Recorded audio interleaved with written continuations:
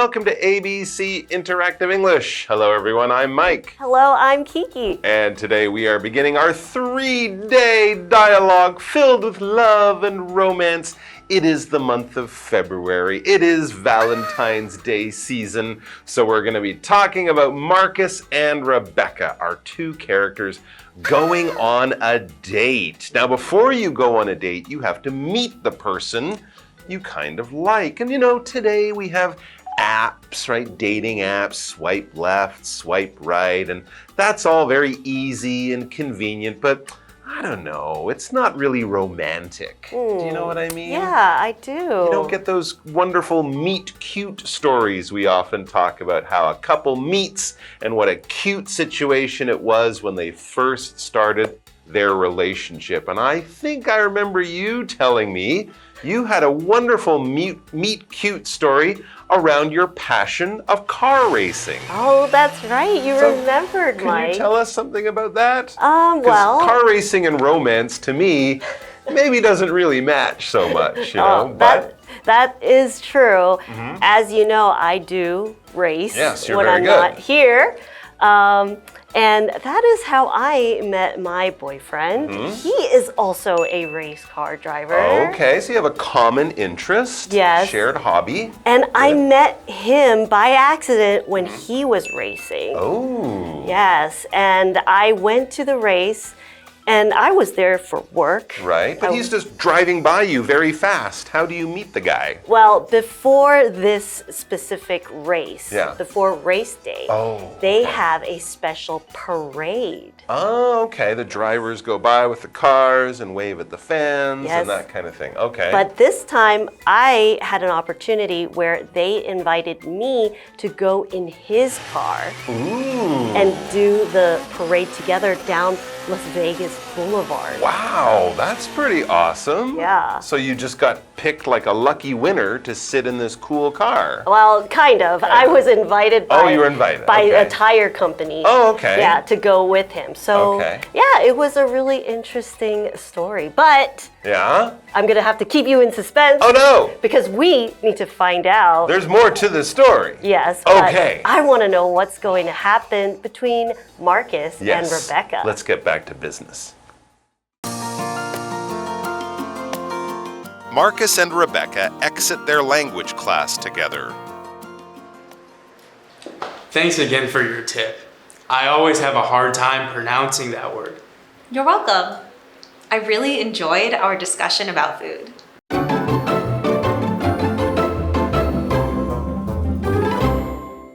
Okay, so today we are going to start with part A, asking someone out. Okay, so we are going to find out about Marcus and Rebecca. They exit their language class together, and what's going to happen? I don't know. I guess someone is going to ask someone out or ask someone out on a date. And this is probably for the first time, which of course is very, very scary and can make you nervous. So let's see how Marcus or Rebecca asks the other one out, because ladies can ask men out too. Definitely. Absolutely. But Marcus begins the dialogue and he says, "Thanks again for your tip.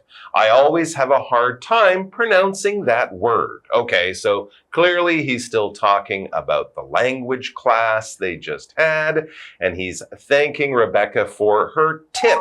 A tip is just like a little bit of advice or help or a little suggestion that someone has to give you to say, hey, to make it easier, why don't you try this? This works for me. Maybe it can help you too. This is my tip, my piece of advice. And the tip was on how to pronounce a certain word.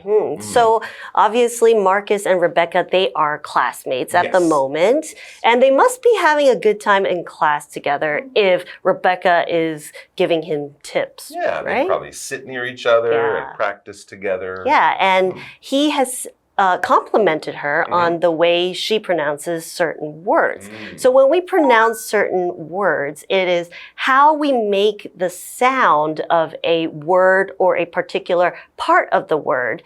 And sometimes it's the correct way of pronouncing something, or different people have different ways of saying or making the sounds of these words. Okay, so Marcus has complimented Rebecca, and she's been very helpful to him. That's right. He thanked her for that tip. Okay, so Rebecca says, "You're welcome. I really enjoyed our discussion about food." Oh, okay, so they were probably talking about food in class, maybe learning food words, and then they had a little discussion about food. A discussion is like a conversation. It's when two or more people are sitting together. Maybe they can do it online or by phone, but I think the best discussions are in person, and you're sitting with someone and you're just talking about something. It could be a serious discussion about business or something really important in your life, or it can just be a casual discussion, small talk over coffee with friends. You're talking about something with some people. That's about it. All right, guys, we're going to take a quick break, and then we'll be back with hopefully some more romance. Speaking of food, would you like to have dinner with me sometime? Are you asking me out on a date? Yes, I am. But I can understand if you're not interested.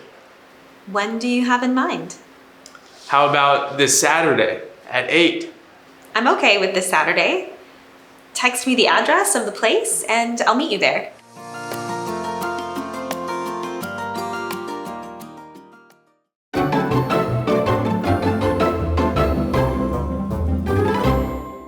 Welcome back. Before the break, we learned about Marcus and Rebecca. They are classmates in a language class, and they are pretty, I would say they seem compatible when they're friendly. Right? Yeah, they get along. They were giving each other tips to help in the class, and they were talking about food. They had a discussion about food. And this is where Marcus sort of steers their conversation or their discussion now to something that's on his mind. But he uses this idea of food. He says, speaking of food, on the topic of food, we were talking about food in class. When you say speaking of, you're basically saying, I want to talk about something on this topic, but a little bit different. So speaking of food, would you like to have dinner with me sometime? Ooh, did you see how he did that? He kind of slid from their classroom conversation about food words or foods they like to, would you like to eat some food with me, like on a date? Would you like to have dinner with me sometime? You could also say, speaking of movies, would you like to see the new movie with me this weekend? Or something like that. So take a common interest or a shared habit or hobby and kind of say, how about we do this, together? Oh, that's very smooth. Yeah, good move there, Marcus. Okay, well, I wonder what Rebecca says. Rebecca says, are you asking me out on a date? Okay. Okay, so she's not sure if he's asking her to have dinner just as friends, yes, or maybe a little more, something more. True. A lot of this would come from how Rebecca says that. Are you asking me out on a date? That would be a bad sign, right? But if she's like, are you asking me out on a date? If it's kind of nervous and cute, that would be a good sign. And let's see how it goes. Marcus says, yes, I am. So he's very clear. He wants to be very open with his feelings. He says, yes, I am. But because he's a nice guy, a gentleman, he says, but I can understand if you're not interested. Giving her the chance to say no, or I'm dating someone, or I'm not ready for a date, or, whatever. He's just kind of saying, yes, I am, but, no pressure. I like that. I think Marcus is being very clear and still giving her enough room to feel comfortable. Absolutely. Yeah. So let's see what she says. Rebecca says, when do you have in mind? Okay. That's a good sign. Yeah. She's already kind of thinking about when will we do this? What's the schedule for this date that you're asking me about? And Marcus already kind of has a bit of an idea. He says, how about this Saturday at 8? Saturday evening, 8 o'clock, nice dinner. Sounds lovely. And it sounds like he's sure too. So it's not like, I'm just not serious about this because he has a date in mind already. He can tell her right away what he's thinking. For sure. So Rebecca says, I'm okay with this Saturday. Text me the address of the place and I'll meet you there. So far, so good. Everything's been quite smooth. And Rebecca seems to be interested in Marcus as well because she says, okay. And she's okay with the date. And right away, she just says, let me know the address. So she says, text me the address of the place and I'll meet you there. So an address or an address is basically the details of where a place of, let's say, an organization, a home, or a business is located. So it's the exact details of where some place is. So for example, let's say an office is located in Nanjing East Road, Section 3, number 4. That is the address of this location. So it's the exact place where they should meet. So Rebecca wants to know, where shall we meet on Saturday? That's great. And it's a really good idea to meet there for the first date. You know, Marcus could say, oh, I'll come to your house and I'll pick you up and we'll go together. But, maybe Rebecca doesn't want to, be that close so quickly. And this gives her the chance to just go there on her own, a bit like they're still friends. Right.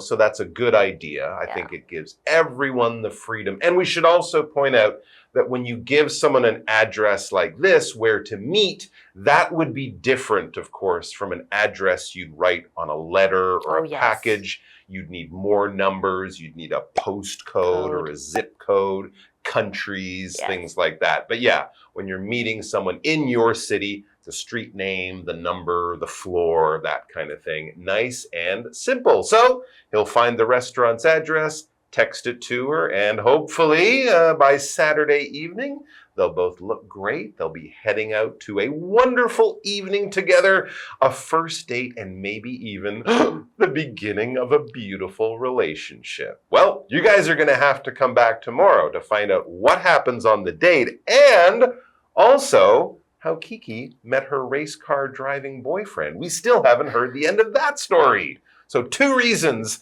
if you need more, to come back tomorrow and join us. We will see you then. Bye-bye.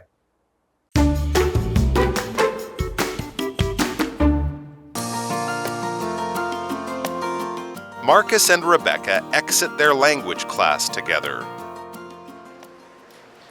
Thanks again for your tip. I always have a hard time pronouncing that word. You're welcome. I really enjoyed our discussion about food. Speaking of food, would you like to have dinner with me sometime? Are you asking me out on a date? Yes, I am. But I can understand if you're not interested. When do you have in mind? How about this Saturday at 8? I'm okay with this Saturday. Text me the address of the place and I'll meet you there.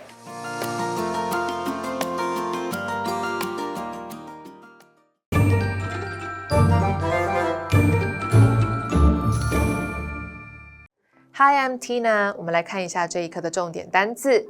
第一个 tip 名词诀窍。David gave me some tips for cooking pasta. David 给了我一些煮意大利面的诀窍。Pasta 指的是意大利面。下一个单字 pronounce 动词发音。Some French words are difficult to pronounce. 一些法文单字很难发音。下一个单字 discussion 名词讨论谈论。We had a long discussion about the project. 我们就这个专案进行了长时间的讨论。最后一个单字 address 名词地址住址。Please send the package to my new address. 请将包裹寄到我新的地址。接着我们来看重点文法。第一个 ask somebody out 约某人出去。这个短语后面常要接上 on a date 来表明是发展恋爱关系的约会。我们来看看这个例句。Peter asked Lisa out to see a movie this weekend. Peter 约 Lisa 这个周末一起去看电影。下一个文法 have a hard time 加上 VING， 做某事有困难。如果呢要接名词，要说 have a hard time with 加名词。Hard 指的是困难的、艰苦的。Time 意思是一段经历，在这里惯用单数。我们先来看看加上 VING 的例句。They are having a hard time fixing the computer. 他们在修理电脑时遇到了困难。我们再来看看加上名词的例句。Liam had a hard time with his new classmates. Liam 和他的新同学相处得很辛苦。最后我们来看这个文法 Speaking of 加名词，说到提及什么。我们来看看这个例句。Speaking of food, I just tried a new restaurant yesterday. 说到食物，我昨天刚试了一家新餐厅。以上就是这一课的重点单词跟文法，回去记得复习哦。我们下一课再见，拜拜。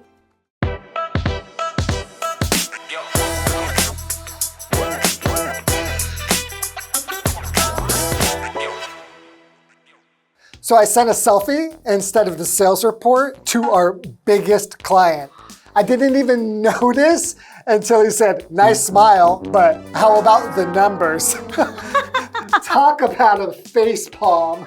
Oh my gosh, Shane, that's priceless. Got any more stories? So then Shane. The sales manager is here. Read the room. Right, so let's go to our review. This year's performance has dipped a bit, so let's take a look at the numbers and go over any improvement plans.